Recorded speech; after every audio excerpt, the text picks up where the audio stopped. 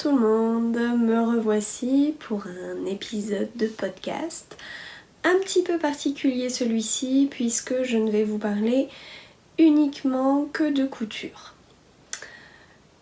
Pourquoi ce choix ? Parce que mes autres projets ont un petit peu moins avancé, notamment le tricot où j'ai eu une petite baisse de Mojo Tricot sans doute avec la saison. Et puis parce que j'ai fait beaucoup de couture. J'ai 5 objets à vous montrer. 5 cousettes terminées. J'ai 2 projets en cours. Donc voilà, comme c'est un petit peu la technique où en ce moment je suis un peu plus productive et qui est un peu plus rapide que tout ce qui est point de croix ou tricot, ça sera un épisode spécial couture. J'espère que ça vous plaira. Et puis voilà, je reprendrai sans doute le podcast traditionnel avec toutes les techniques d'ici quelques semaines, puisque j'aurai un petit peu avancé. J'ai à nouveau quelques projets, j'ai quelques encours tricot, donc j'aurai matière. Je ne me suis pas présentée pour ceux qui arriveraient là sur ce premier épisode. Je suis Laetitia du blog Au fil des pages by Ticia et je suis sous ce même pseudo sur Instagram. Et on commence. Allons-y.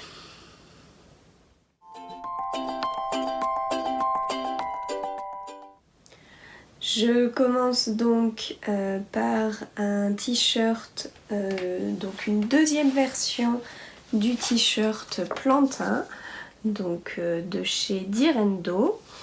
Alors il y a 3 versions, c'est un patron gratuit. Est-ce que j'ai les 3 versions ? Vous pouvez les voir. Hop. Juste ici, donc il y a une version manche courte, une version manche 3/4 et il y a également la version manche longue. Vous pouvez mettre des coudières, voilà. Donc ça c'est pour le petit dessin technique. Et j'ai déjà donc réalisé une version manche courte dans un jersey vert émeraude uni pour aller avec mon pantalon fluide. Et là j'avais acheté un jersey fleuri sur le site 1, 2, 3 Cousé et donc voici ma version. Alors dans ce tissu qui est un peu couleur corail, donc avec des fleurs, on va dire que c'est un motif assez dominant, mais en même temps très printanier. Je ne sais pas si ça se voit, mais certaines fleurs brillent un peu. Hop. Donc voilà, un tissu bien coloré et en même temps avec un jean, ça passe super bien. Ça fait la petite touche fleurie et la touche colorée qui va bien. Donc ce jersey vient du site 1, 2, 3 Cousé où il y a des ventes éphémères. Là pas pendant l'été, il me semble que c'est un peu sur pause. C'est un jersey de coton. Donc le modèle je vous l'ai donné, il est gratuit. Comment ça se construit ? Comment ça se coud ? Alors moi j'ai tout cousu à la surjeteuse. On assemble les épaules, on met la petite bande d'encolure, on coud les manches et après on vient coudre de la manche jusqu'en bas du t-shirt, puis on fait les ourlets. Donc j'ai décidé de ne pas faire d'ourlet à l'encolure, car l'encolure en fait elle se tient très bien comme ça. Alors certes là derrière ça rebique un peu, mais une fois qu'on l'a sur soi, que c'est placé, ça ne se voit pas. Et après, hop, j'ai fait les ourlets à l'aiguille double, donc à la machine à coudre, dans un fil légèrement rosé. C'était la couleur qui se rapprochait le plus de mon tissu. Et donc, hop, j'ai fait de même pour l'ourlet du bas. Voilà. Alors, l'ourlet du bas, en fait, je ne fais qu'un revers. Et avec le point aiguille double, hop, je le prends dedans. Et ça a l'air de tenir plutôt bien. Mon astuce, parce qu'en fait quand on est à l'aiguille double, il faut effectivement 2 fils sur le dessus de même couleur, plus un troisième, la bobine. Moi, la canette. Moi généralement mes canettes sont déjà faites. Donc ce que je fais, c'est que je mets ma canette en deuxième fil, et en fil du dessous, en fait je mets un fil, là j'ai mis un fil blanc, et ça ne se voit pas. Ça ne se voit pas sur l'endroit de mon t-shirt. Et c'est nickel. Donc voilà, après je peux vous montrer. Hop. Allez, je vous montre l'envers du décor. Est-ce que l'envers est bien fait?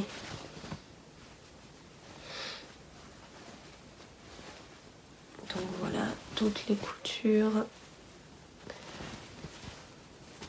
Les coutures sont faites à la surjeteuse.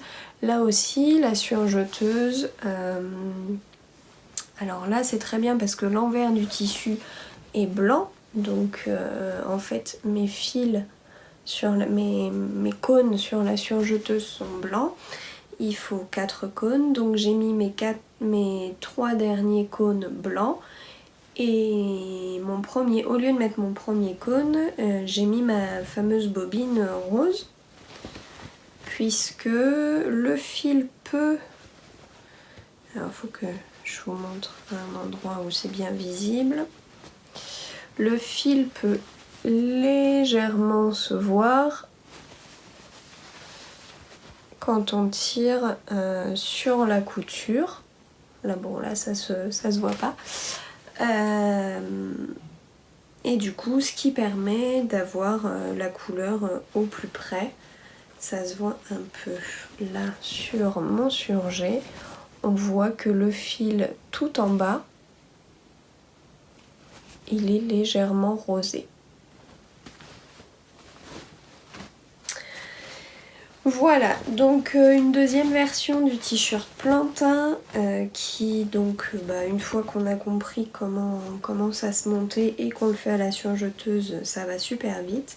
Ça peut se faire également à la machine à coudre au point zigzag. Et puis voilà, j'en suis bien contente. C'était ma cousette, vite fait, bien fait. J'avais besoin d'un petit truc comme ça. Hop. Je vois que j'ai une petite couture qui s'en va. Un petit fil qui dépasse. Donc ça, c'est pour ma première cousette terminée. Hop.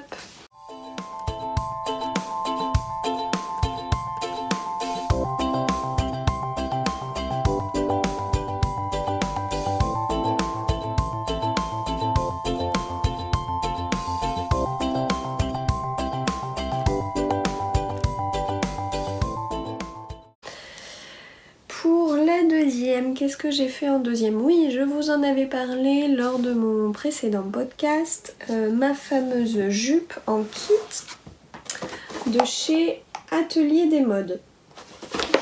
Donc le site existe toujours, il y a toujours des kits et puis en période de solde il y avait quelques soldes. Je crois que alors les soldes se terminent là dans quelques jours. Peut-être que si la vidéo sort le jour même et que vous êtes intéressé pour aller voir, il y aura peut-être encore des prix. Moi c'est un kit, donc cette valisette que j'avais acheté il y a 5 ans, en 2017, au salon L'Aiguille en fait à Paris. Alors, hop.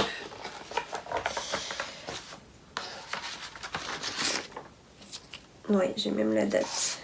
Voilà. Donc j'en avais eu le kit pour 59 €. Dedans, hop, donc ça c'est la fiche explicative. C'est le modèle que j'avais choisi, donc le modèle Girly, en taille L. Tout était déjà coupé, donc j'avais, hop,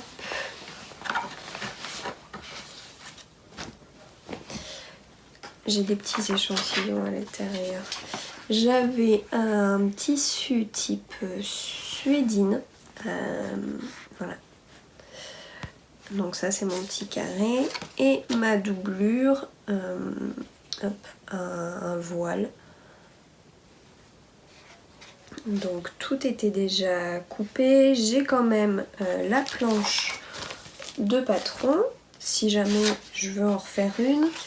Et parce que dessus étaient indiqués les plis du dos. J'ai la petite étiquette que j'ai oublié de coudre quand j'ai cousu ma doublure. Donc voilà. Et leur petite carte. Voilà, donc derrière, 2 professionnels issus du monde industriel de la mode partagent et adaptent leur savoir-faire pour les couturières en quête de style et d'originalité. De jolis modèles de prêt-à-porter sont créés dans notre atelier en France et aujourd'hui accessibles pour vos mains expertes sous forme de patrons et de kits de vêtements prêts à coudre. Atelier des modes vous propose à chaque saison une sélection textile de qualité ainsi que des tissus illustrés par Atelier de Noémie. Vos mains, nos idées et le tour est joué. Voilà. Et donc la fiche explicative, vous avez donc ce qu'il y a dans le kit, le tableau des mensurations. Et derrière, vous avez hop, les explications qui tiennent donc sur une page A4. Moi, je débutais la couture en 2017, donc ça a été un petit peu laborieux de me lancer, sachant que voilà, le kit avait un coût, je voulais pas faire n'importe quoi. Et puis, voilà, je l'ai faite au fur et à mesure, je l'ai faite en... Je crois que je l'ai faite en 2 temps. J'ai mis longtemps avant de me lancer. Et puis à l'association de loisirs créatifs où je vais, il y a une copine qui m'a dit bon allez quand même on va la faire. Et puis donc on avait fait ce que je vous ai montré sur le podcast jusqu'à la fameuse étape de la boutonnière que je ne voulais pas. Voilà, je n'avais jamais cousu de boutonnière donc pour moi je redoutais un peu. Donc il me manquait la boutonnière et le zip là en diagonale à faire. Donc pour la boutonnière, c'est chose faite. Hop, donc c'est le petit bouton de sécurité à l'intérieur. Hop. Et donc le zip également. Donc voilà, ça c'est l'intérieur. Alors vous voyez, la jupe est assez grande. Et l'extérieur, hop, je vous avais déjà montré le panneau et je vous le remontre. Donc en fait c'est un peu une jupe, je dirais un peu wrap. Hop, on vient l'accrocher comme ceci à l'intérieur. On la referme. Hop. On ferme le zip.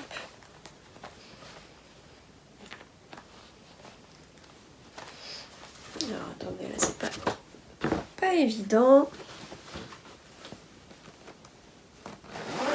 Voilà. On ferme le zip et on a sa jupe. Donc il y a 2 pinces dans le dos, ce que je vous indiquais, donc elles sont notées sur le patron. Et puis voilà, tous les fils sont fournis, enfin le fil rouge était fourni. Voilà. Hop. Et voilà ma jupe girly. Ma jupe girly, il faut que je pense à la mettre et à vous la filmer. Alors pour l'instant je n'ai pas fait l'étape du porté, de la prendre en photo et quoi que ce soit. Je l'ai essayé et en fait je suis un petit peu déçue parce que je sais pas, elle me va pas, c'est pas, peut-être que 5 ans après c'est plus ce que je veux. Enfin je sais pas, ou alors c'est la taille. Le panneau est très rigide donc dans tous les cas voilà, c'était déjà coupé. Est-ce que c'est la coupe, est-ce que c'est la taille? Voilà, je suis un peu mitigée, je la trouve toujours aussi jolie. Avec quoi la porter? Quelque chose d'assez sobre. Voilà, je vous incrusterai une petite vidéo portée pour que vous voyez à quoi elle ressemble, ma fameuse jupe que j'ai mis 5 ans à coudre.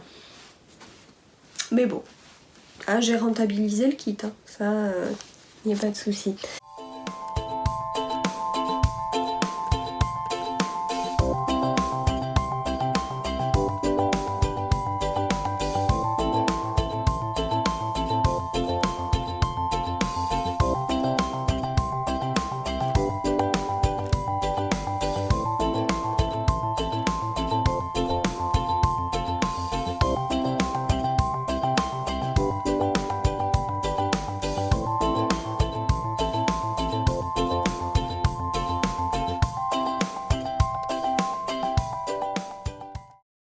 Du coup, est-ce que c'est pour ça? J'étais peut-être un petit peu en me disant, bon, c'est une jupe qui me va pas. J'ai souhaité en faire une autre et j'avais vu, donc Julie de Atelier Svila proposer une séance de couture en live sur le compte de iMake sur Instagram.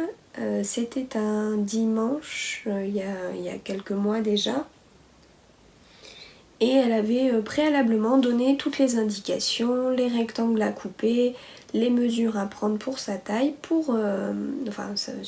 sur sa taille, pour faire une jupe portefeuille.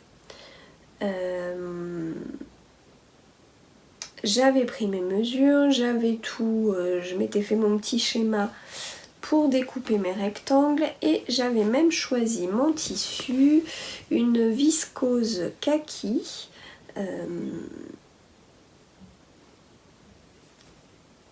Très fluide avec des petites gouttes brillantes.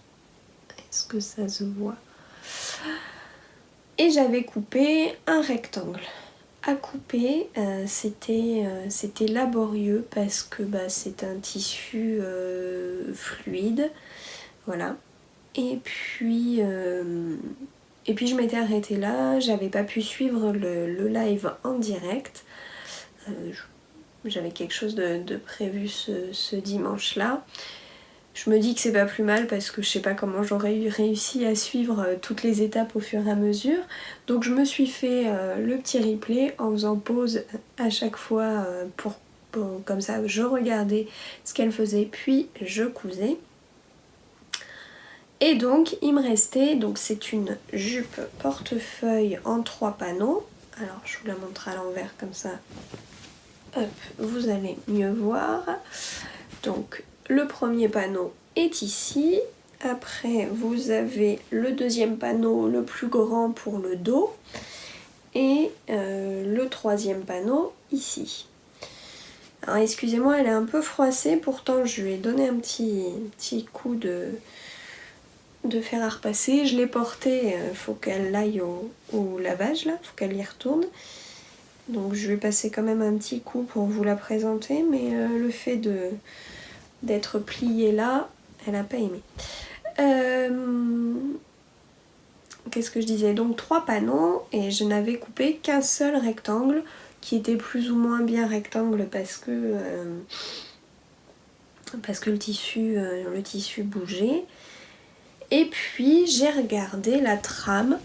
Hop, on voit qu'elle est un peu transparente ma jupe. J'ai regardé la trame qui est très très régulière, je sais pas si ça se verra.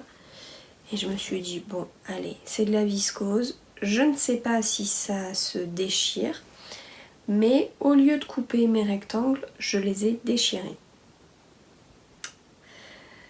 Si ça se fait pas, dites-le moi, comme ça j'éviterai. Là j'ai peut-être eu la chance du débutant. Après, donc comme vous voyez, j'ai surfilé en fait tous mes rectangles. J'avais pas de fil vert, mais bon, c'est à l'intérieur. Et puis, je suis passée à la couture. Comment elle se réalise? On assemble les 3 panneaux ensemble. On écrase bien les coutures au fer. Après, on fait les ourlets des côtés. Hop. Donc, un ourlet et puis de l'autre côté, hop, pareil. On vient passer 2 fils de fronce sur chaque panneau, donc on le fait en 3 fois. Donc c'est pour ça que là, à la jonction des panneaux, il y a un peu moins de fronce. Je m'y suis un petit peu moins bien prise. On va dire que pour moi ça a été peut-être un peu la difficulté de bien réussir à répartir les fronces sur les 3 panneaux. Après, je sais plus dans l'ordre si on s'occupe des liens, sachant qu'il y a un petit lien et il y en a un bien plus long qui doit faire le tour de votre taille, ou si on s'occupe de la ceinture. Bon, donc la ceinture vient cacher les fronces et à l'intérieur, hop, on la remet dessus. Là aussi, alors je m'y suis repris en 2 fois. Pourquoi déjà?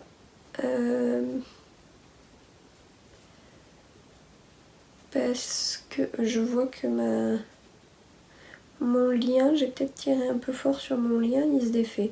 Je ferai un petit point à la main. Pourquoi je l'ai repris en 2 fois? La ceinture est thermocollée. Moi ça me faisait au moment de rabattre, ça me faisait des plis un peu en travers, donc je crois que je l'ai faite en 2 fois. On met les liens et puis après, oui, hop, la dernière chose c'est de l'essayer, de voir à quelle hauteur on fait l'ourlet du bas de la jupe. Et puis voilà, on a la jupe portefeuille. Non, la dernière étape, là aussi a été assez laborieuse pour moi, c'est celle de la boutonnière. Donc on met au-dessus, hop, laborieuse. Pourquoi? Je vous ai dit que l'autre jupe là, c'était un peu ma hantise, les boutonnières. Et puis j'en ai fait sur mon pantalon fluide, sur ma jupe ici. Ça allait, ma machine elle les fait toute seule. Oui, elle les fait toute seule, mais là, je ne sais pas ce qu'elle a voulu faire. Alors, elle est franchement pas jojo. Elle m'a fait le premier côté, elle est remontée, elle piquait pour faire le deuxième, mais ça ne voulait pas. J'ai pas trop compris ce qui se passait. Une deuxième fois, alors j'avais fait un test, ça voulait pas prendre. Deuxième test, ça prenait pas. Bon, j'ai nettoyé ma machine. Enfin donc du coup j'ai démonté sous la plaque, j'ai tout nettoyé. J'ai changé l'aiguille puisque là j'étais pour une aiguille 70 vu que mon tissu est très fin. Et je crois que voilà, comme ma ceinture est thermocollée, je me suis dit elle est plus épaisse, je vais passer sur une aiguille 90 ou 100. Et là elle a bien voulu me la faire, mais franchement, enfin je sais pas, je trouve qu'elle a un peu cafouillé, j'ai dû m'y reprendre à 2 fois. Bon, ça passe hein, mais... Donc hop, on vient mettre le grand lien dans la boutonnière.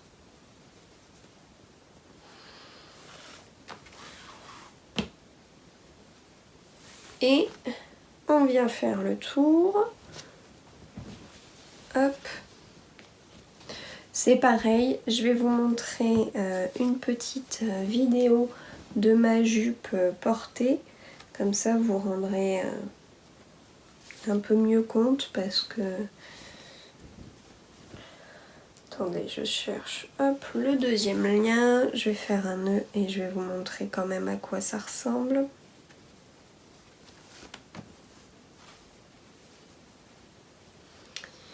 Hop, le petit nœud. Et voici ma jupe portefeuille. Alors vu comme ça, j'avais l'impression qu'elle était un peu courte et au final...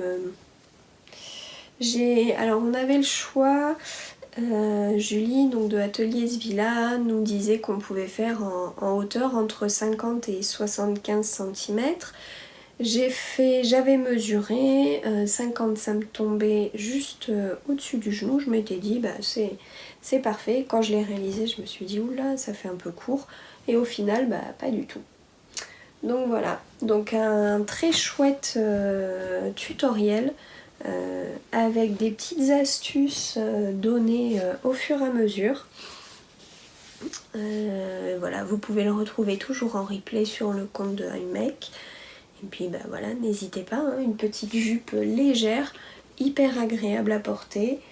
Le fait qu'elle soit en portefeuille, bah, ça atténue la transparence du tissu. Donc allez-y.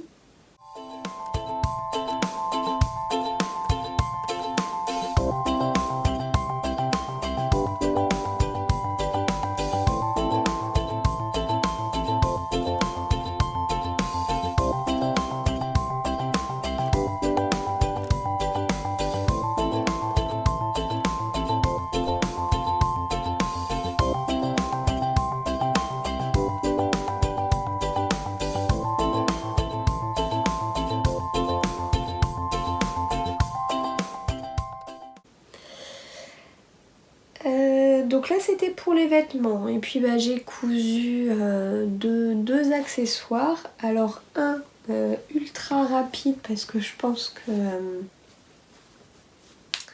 que j'en avais l'utilité, j'avais besoin de faire une petite cousette pas prise de tête. Voilà. Qu'est-ce que c'est que cette chose? Je vous donne un indice. Voilà. Donc là, les tricoteuses vont peut-être comprendre. Je vous montre. À l'intérieur de ce très, très chouette livre de Émilie Drouin et Elodie Morand, il y a donc toutes les techniques pour tricoter ces chaussettes. Et elle nous parle, juste ici, d'un étui à chaussettes. Donc il s'agit d'une déclinaison de sac ou de pochette à projet spécialement conçue pour les chaussettes. Si vous tricotez avec la technique du Magic Loop 2 aiguilles circulaires ou des aiguilles double pointe, vous apprécierez de pouvoir protéger votre ouvrage en l'isolant dans cette petite pochette prévue à cet effet. Hop. Donc moi en ce moment là je suis sur la deuxième paire la deuxième chaussette pour la paire de fête des pères. Et donc hop, je la glisse à l'intérieur, je ferme les pressions et comme ça mes mailles sont à l'intérieur, ma chaussette est en sécurité, dirons-nous. Hop. Et voilà, je ne perds pas de mailles. Ah bah ma démonstration n'est pas très bonne. Je m'étais dit effectivement que si j'en refaisais un, je mettrais les pressions un peu plus près puisque je tricote sur des mini circulaires et que ça peut partir. Mais ça m'étonne parce que ça les tenait bien. Bon bah pas là. Mais voilà, du coup tout est bien rangé dans mon petit étui à chaussettes que je glisse dans mon sac à projet. Et puis voilà. Alors je vais vous le montrer d'un peu plus près. C'est le tuto, vous pouvez le retrouver d'ailleurs sur le compte Instagram Tricoter ses chaussettes. Donc les filles Émilie Drouin et Elodie Morand. Petite interruption téléphonique. Je disais donc que les filles l'ont offert gratuitement, le tutoriel pour coudre cet étui à chaussettes. Ça peut être parfait pour des chutes de tissu. Moi là j'avais un lin coquelicot qui me restait, une petite chute de coton rouge pour aller avec, puisque vous avez la petite bordure, le petit liseré là qui dépasse, deux petites pressions plastiques cam et voilà. Donc c'est vraiment chouette. Justement j'avais vu le livre et je m'étais dit faudra que je m'en fasse une petite pochette à chaussettes. Ça peut être bien pratique pour ne rien perdre. Et puis voilà, je m'étais dit bon, il faudra que j'y réfléchisse 2 minutes, mais je devrais réussir à me faire ça. Et puis bah voilà, les filles ont fait un tuto gratuit, donc là c'était l'occasion de m'en faire un. Et le deuxième accessoire que j'ai fini de coudre, pas des moindres là non plus, voici hop, ma mallette Diana. C'est ça? Diana. Proposée par Vinny Do It Yourself dans le magazine hop, Idée à faire. C'était le numéro du mois de mai-juin 2020. Hop, et je vous montre le modèle. Je crois que j'en avais parlé dans un de mes épisodes précédents. Voilà, donc une mallette pour ranger son matériel de loisirs créatifs. Ça peut être couture, tricot, tout ce qu'on veut, matériel de dessin, voilà. Et pour pouvoir le transporter partout. Donc forcément, quand j'avais eu le magazine en mai 2020, j'avais flashé là-dessus, j'avais choisi mes tissus. Donc le modèle est réalisé normalement dans du simili-cuir. Et moi en fait, j'ai de la bâche publicitaire. Je récupère ça à mon travail, des grandes bâches imprimées pour des événements particuliers. Donc c'est une bâche plastifiée.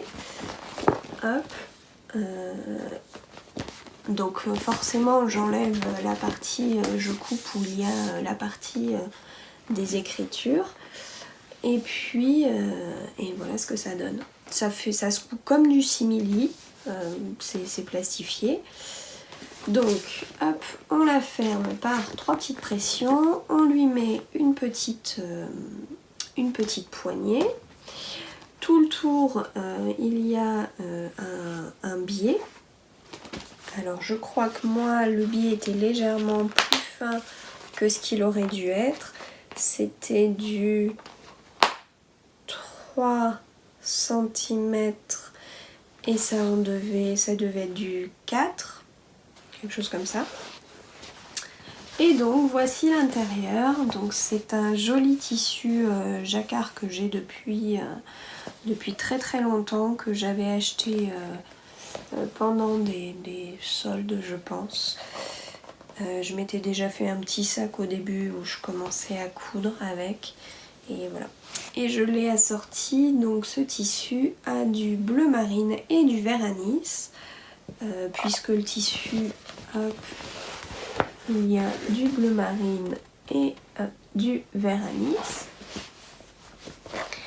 Et donc c'est constitué, hop, de 3 pochettes à zip, donc qui ont quand même une grande capacité, hein. On peut y mettre clairement le magazine, hop.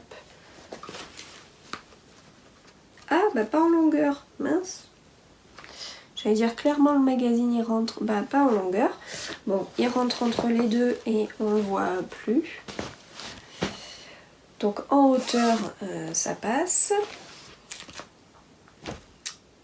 Donc 2 grandes, voilà, une que j'ai faite en bleu marine avec fermeture éclair verte et l'intérieur est vert.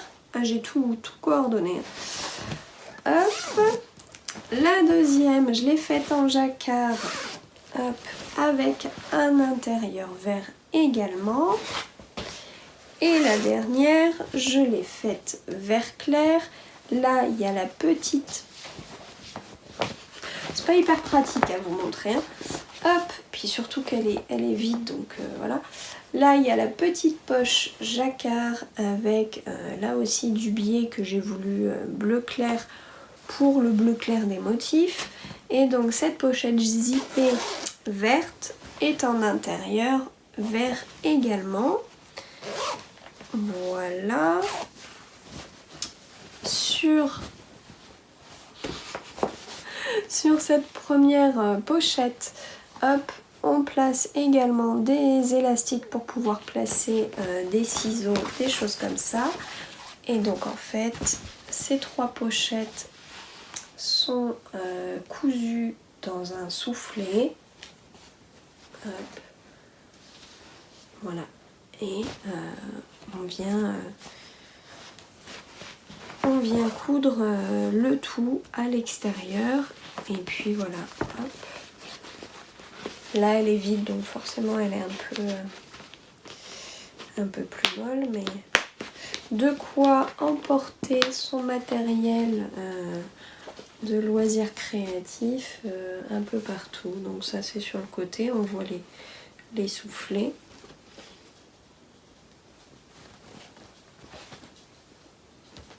Et voilà. Donc cette mallette, là c'est pareil, hein, je l'ai commencé en mai 2020 et je l'ai fini là il y a quelques jours. Donc 1 an et 2 mois. Tout était coupé et puis voilà, je crois que j'avais fait les pochettes au fur et à mesure. Et puis j'avais pas voulu faire le reste, donc voilà. Donc une mallette récup et puis qui va être bien utile. Peut-être même là pour les vacances. Je peux mettre la tablette, je peux mettre ma liseuse, mon tricot, un peu de crochet, un peu de broderie. Et puis hop, c'est parti. Voilà pour les projets, enfin les objets terminés, les cousettes terminées.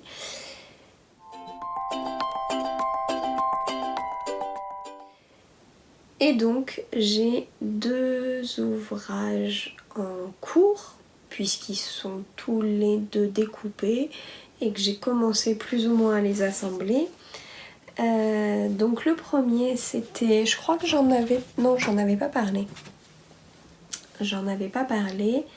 Mais vous vous souvenez peut-être de ce tissu turquoise tête de mort que j'avais acheté pareil sur le site 1, 2, 3 Cousé. Je l'ai acheté il y a un petit moment et je voulais en faire une chemise homme pour monsieur. Le temps de trouver le modèle, est-ce que je fais manche courte, manche longue? Ah ouais, mais les manches longues ça passe pas dans ce qui me reste de tissu. Bon bah je vais faire manche courte. Et puis trouver un modèle qui lui plaise, qui soit assez facile. J'ai trouvé un modèle dans un livre qui s'appelle Couture au masculin. Je voulais lui faire la chemise pour son anniversaire début juin, sauf que bah, je m'y suis pris un petit peu tard. J'ai commencé à... Et puis il fallait que je le fasse en cachette, sans qu'il voit rien. Donc je crois que j'avais commencé un peu à décalquer le patron, plus ou moins quand il était dans les parages. Mais par contre, découper le tissu, je me suis dit, bah, il va savoir que c'est pour lui. Il savait que j'avais acheté ce tissu-là. Je me suis dit, bah non, je peux le faire que quand il sera pas là. Donc je crois que je m'y étais pris la veille pour le lendemain. Donc autant vous dire que j'avais beaucoup d'espoir de découper toutes les pièces d'une chemise homme. Donc je m'étais dit, oh c'est comme un t-shirt. Bon bah il y a 2 devants, un dos, les manches. Non, il y a la pairmenture, il y a le col. D'ailleurs il me semble que le col je l'ai coupé qu'en une fois. J'ai oublié de le couper en double. Il y a toute la bande de boutonnage. Enfin bon. Tout ça pour dire que bah, je lui ai offert en kit. J'ai dû passer 2-3 heures, entre 2 heures ou 3 heures, à couper les pièces du patron. Et puis bah, en fait, je lui ai un petit peu emballé comme ça, avec un petit nœud, et en lui disant, bah voilà, tu auras ta chemise. Mais pas tout de suite. Bon, rassurez-vous, je lui avais fait aussi un beau cadeau à côté. Hein. Ça, c'était le petit plus fait main. J'aime bien faire un cadeau et un cadeau fait main.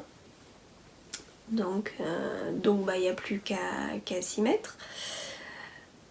Mais entre-temps, voilà, je voulais des coutures un peu plus faciles, un peu plus rapides. Et donc... J'avais acheté, toujours chez 1, 2, 3 Cousé, un autre tissu. Alors c'est une petite chute. Hein. Un jersey, j'avais dû vous le montrer. Jersey tête de mort noir et rouge avec un peu de blanc. Là on voit un peu.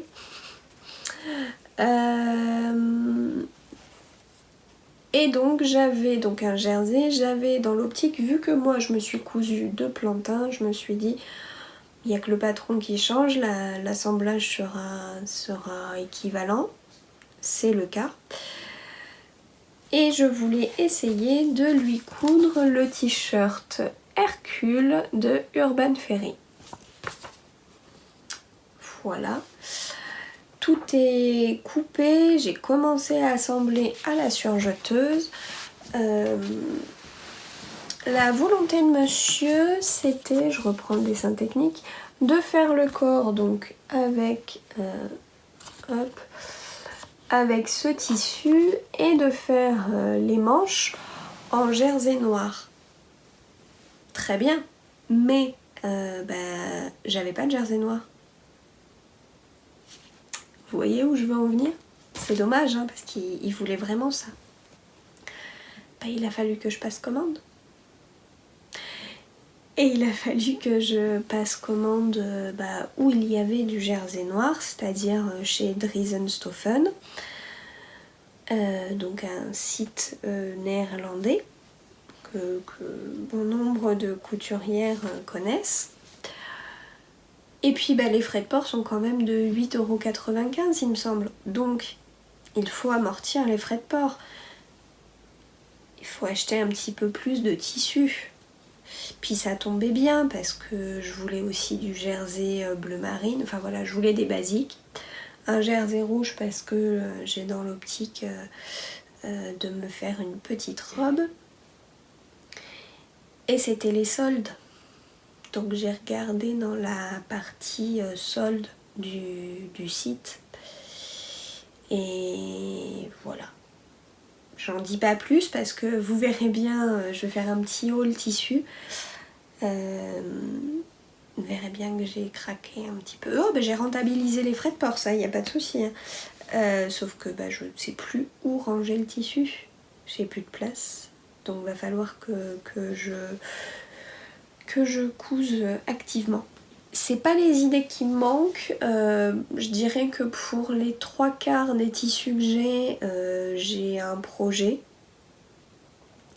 ou une idée pour plus des 3/4. Mais clairement il me manque un petit peu de temps. Donc c'est bientôt les vacances, je pense que je vais coudre à fond. Et là c'est pour ça aussi, j'ai mis un petit peu plus l'accent sur la couture, sur des modèles que j'avais en attente, sur certains tissus où voilà, je savais que clairement dans le jersey fleuri qui est quand même assez pétant, je savais que j'allais pas faire autre chose qu'un t-shirt, donc hop, voilà, hein, on y va et puis on coud et puis ça donne un épisode podcast couture.